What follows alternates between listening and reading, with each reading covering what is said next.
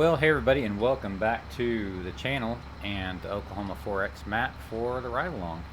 I'd like to thank all of you for taking some time out of your day to come and ride along with me as we do some farming. So I know that I've spoke the last few days about how I was going to sow this wheat, and if you've been watching for a while, you know what kind of equipment that I have. Well, to sow this wheat that I'm getting ready to sow, I've got an older 8350 John Deere box drill. And with that box drill, it's not real fancy. It's got single disc openers. There's no grass seed box on it. It's just a standard old drill. But it does give me the ability to put fertilizer down while I'm sowing the wheat. So I can save a pass basically. I can put fertilizer and wheat down at the same time. And that is what I was planning on doing until I got to doing some research. And the problem that I have right now is that it's difficult, if not impossible, for me to buy things in bulk. The reason for that is I don't have a good way to move bulk items such as fertilizer or seed or whatever from the trailer. Like, for example, I've got a gravity wagon. Well, I don't have a good way to move it from the gravity wagon, for example, into the seed drill. So really, my best options are to, one, either buy in small single bags, which is what I was planning on doing,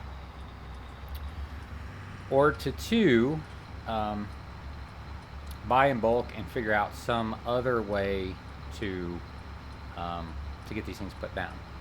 So my original plan was for all four fields. I was going to, well, for the two wheat fields anyways, my original plan was to buy the seed in single bags, and that's still my plan for that. But I was also going to buy the fertilizer in single bags. Well, I discovered that for the four fields that I'm going to be planting / sowing this spring, if I were to change my method of fertilizer purchasing, and instead of buying it in single bags, if I was to buy it in bulk, well, I could save about almost $5,000 on my fertilizer bill for the first application. That's just for the first application. So what I'm going to do now is I am on my way over to my ag services company that's here locally, where I can buy things like liquid fertilizer, solid granule fertilizer, anhydrous, etc. And I am going to buy some fertilizer. Excuse me. I'm going to buy some fertilizer from them, and I am going to, since I'm buying fertilizer from them, they're going to let me use one of their spreaders to spread the fertilizer, which is awfully nice of them. So that's what I'm on my way to do now. And so once we get the fertilizer spread, and I'm going to go ahead, I'm going to spread all four fields now, because my two fields of wheat are going to go in. I'm going to put them in tomorrow. I should be able to get all of this. I should at least be able to get the fertilizer put down today, and those two fields that I'm going to put into wheat, I should be able to get the cultivator over those two fields today. And so in the morning, first thing, I'm going to go and pick up the seed that I need, and I'm going to sow the wheat in the two fields, 34 and 35. So that is my plan going forward. I'm going to go get this fertilizer, get it spread today, get started on working working it in with the cultivator. Just going to pull the cultivator real shallow. It's got a rolling basket on the back, and it should give me a nice seed bed for drilling that wheat tomorrow. So that is the plan. I know it's a little different than what I had talked about before, but when I just really started last night, I sat down and really started kind of doing the math, and I thought, there's no way I can do it like that. Even if it's saving me one pass, well, I guess a couple of passes maybe with an implement, it's still well worth it to do it this way. And I mean, for wheat, it's fine to do it this way. I mean, it's not that big a deal. I mean, yeah, generally you want to put your fertilizer as close to where the plant is going to grow as possible. However, I don't have a strip till bar, and I don't have a good way to buy fertilizer in bulk or in even super sacks or big bags and be able to load it into my drill. Because for those of you who don't know, I'm trying to do this. I'm trying to play this game as realistically as I can, and without a front end loader or a forklift or a skid steer or something like that, I can't move a super sack or a big bag. And I don't own a tractor with a front end loader. I don't own a forklift. I don't own a skid steer or anything like that yet. So I got to play the game like I don't actually have that stuff. Or that's how I like to play the game. So instead of saving a pass and putting fertilizer down with the grain drill, I'm going to go ahead and I'm going to broadcast everything. Even like my corn that I'm going to put in, I'm going to broadcast that. I'm going to broadcast the fertilizer for that. I'm going to broadcast the fertilizer for the soybeans, and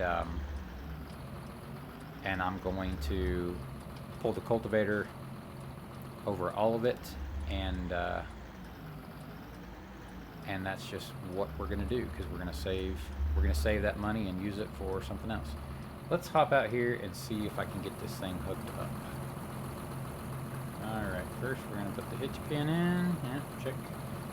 PTO on. Good to go. This looks like pretty much your standard old worn out co-op spreader, but it should do the job.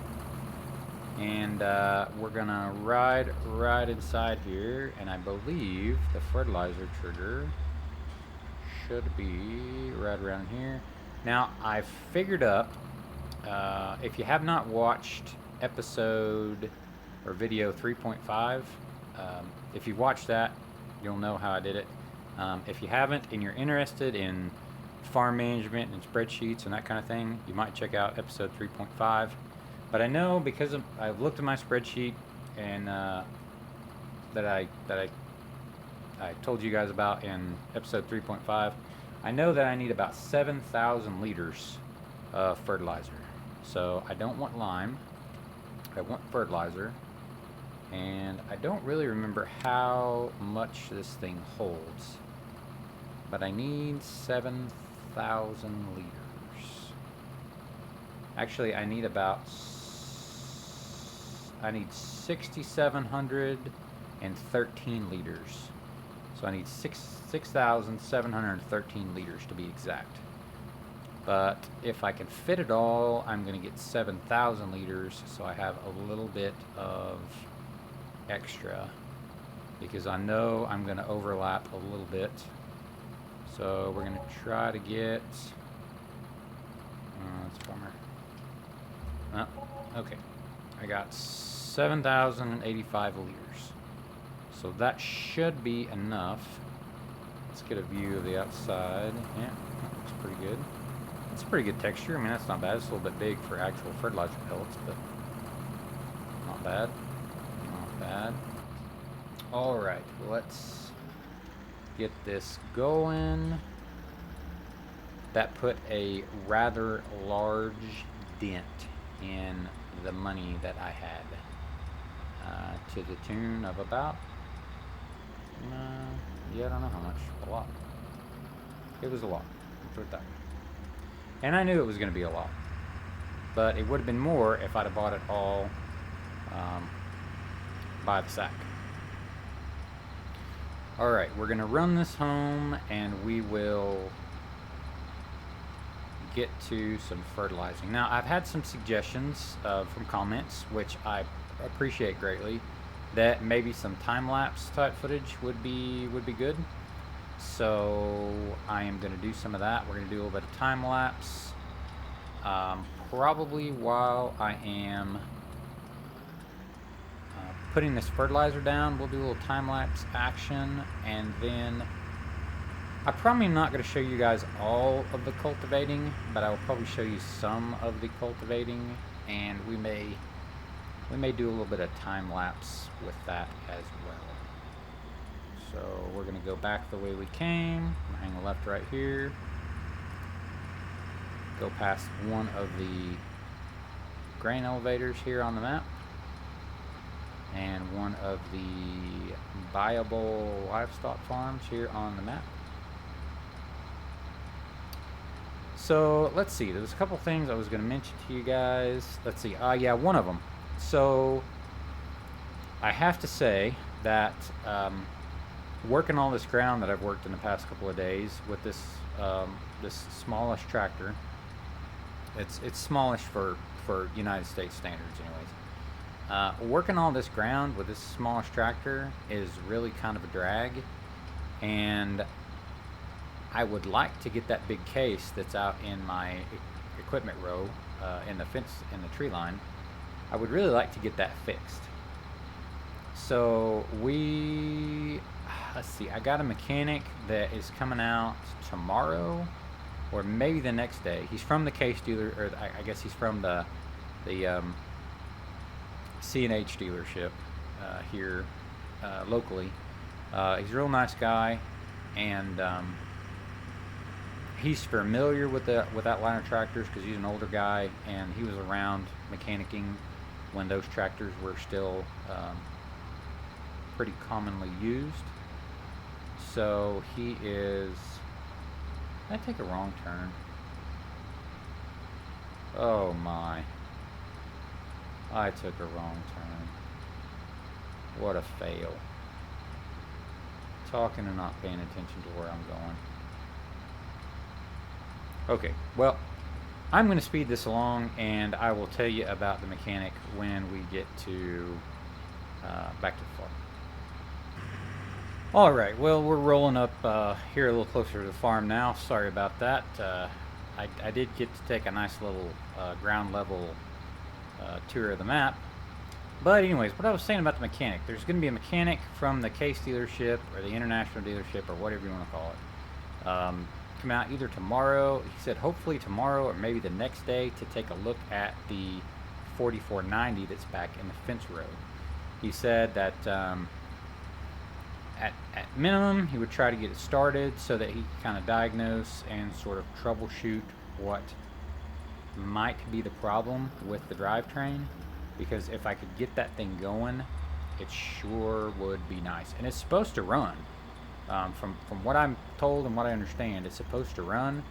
It just doesn't drive. There's something wrong with the transmission or something in the drivetrain. So I think we'll start with the... I'm gonna come on flashers. I think we're gonna start with the field right over there. That's field number 34. I think we'll start with it, and I do believe we can just roll right through the trees right here. And I'm going to start over here in this corner. Now the way I think I'm going to do this is I'm going to make an outside round and then just go back and forth. And it's always, I find it always easier to do this whenever I'm in this sort of a view, especially when I'm not using GPS. And I'm not using GPS because this tractor doesn't have GPS. So I don't know how fast I'm going to be able to drive with this thing, and I don't remember how wide it's supposed to spread. But I'm hoping we can do at least 12, and we'll see what happens here. So it spreads about that wide, which is not very wide. And I can do about 8 miles an hour. So this should be interesting. I will be very interested to see how well my spreadsheet computes this and how close I get to the actual amount of fertilizer that is needed for these 3 fields. Because my spreadsheet is fairly complex that I'm using for this, if you haven't seen it.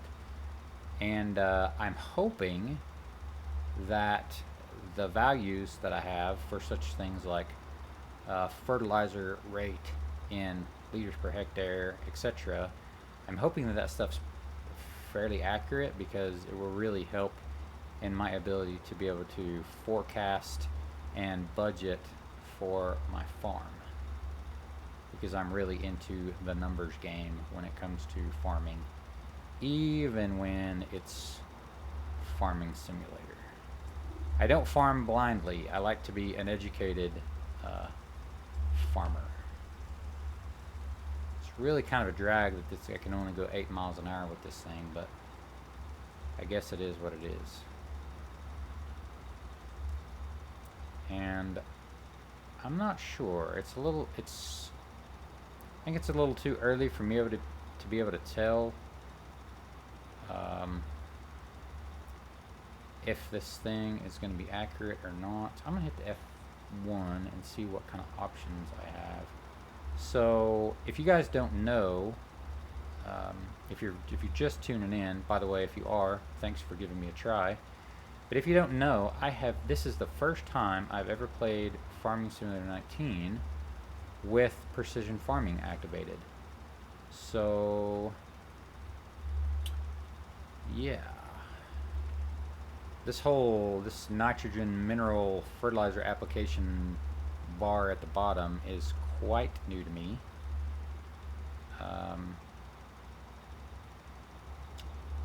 So my application rate is supposedly 444 kilograms per hectare. So it's a shame that they don't give you that somewhere in liters per hectare, because that's what everything is, run off in game is liters. I'm not sure where I'd have to go. I mean, I could do that conversion easily enough if I knew what density the game was calling solid nitrogen fertilizer, but I don't know that. So yeah.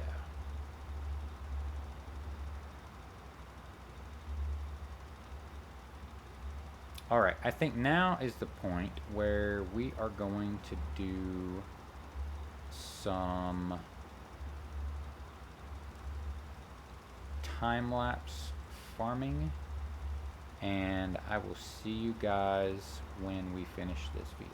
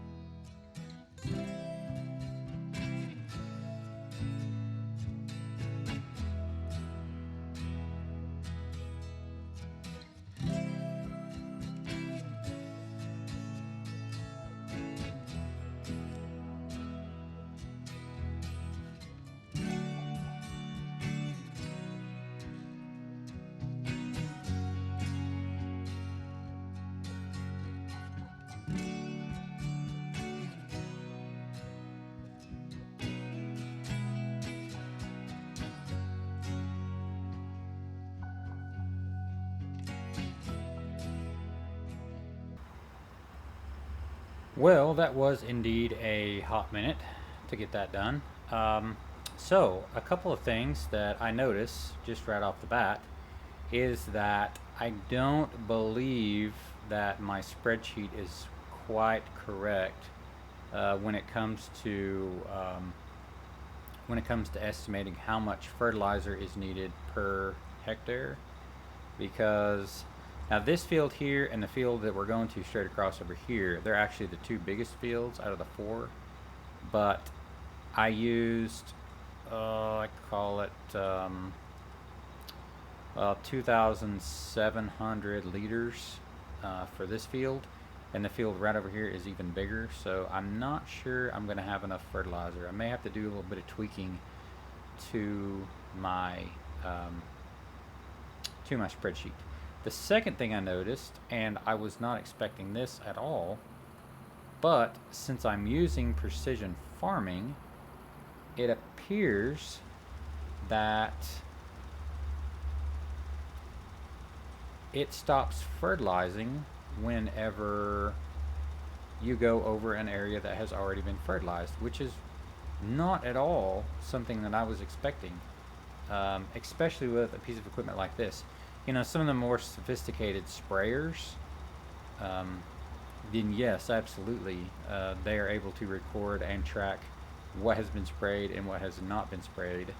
But you know, I think it's cool, and I'm glad that Giants implemented it. But I'm kind of interested to see something like that in a spreader like this, which is, you know, basically a rental spreader from the co-op that's road hard and put up wet all the time. It's not really going to have a rate controller that's capable of doing precision work like this. But you know, I mean, that's all right. I'm gonna use it as it is, and I'm gonna learn more about the precision farming app, and I hope that I find it useful and not just something else that's like, well, that's not quite right, and I don't like the fact that it's not quite right. But anyways, I think that the video is going to be long enough at this point. It's probably too long. What do you guys think about my video lengths that I've been putting out lately? Are they too long? Are they boring? Do I need to include more action, less talking? I don't know. Just tell me what you think about the overall videos so far in this series. And another thing. Now, I know that a lot of you guys find your way here from the Facebook posts that I make, but one thing I want to mention about the Facebook posts is that I do not make a post for every single video that I release, and the biggest reason for that is that I don't want to spam the groups that I'm in. I don't like spam. I don't like it when people spam the groups, whether it's pictures or posts asking questions, or you know, links to videos or whatever. I know the moderators don't like that. I know the admins don't like that, and I know the other people that are in our groups don't like that either. So just FYI, just so you know, I'm going to be releasing videos that don't have Facebook posts associated with them. So of course, as you know, the best way to know when I release a new video is to subscribe and hit the little bell so that you get a notification when a new video comes out. Guys, that's going to be it for this video. Tune in next time when we're going to be doing some cultivating and using horseplay. So have a great day. Thanks again for tuning in, and I'll see you guys next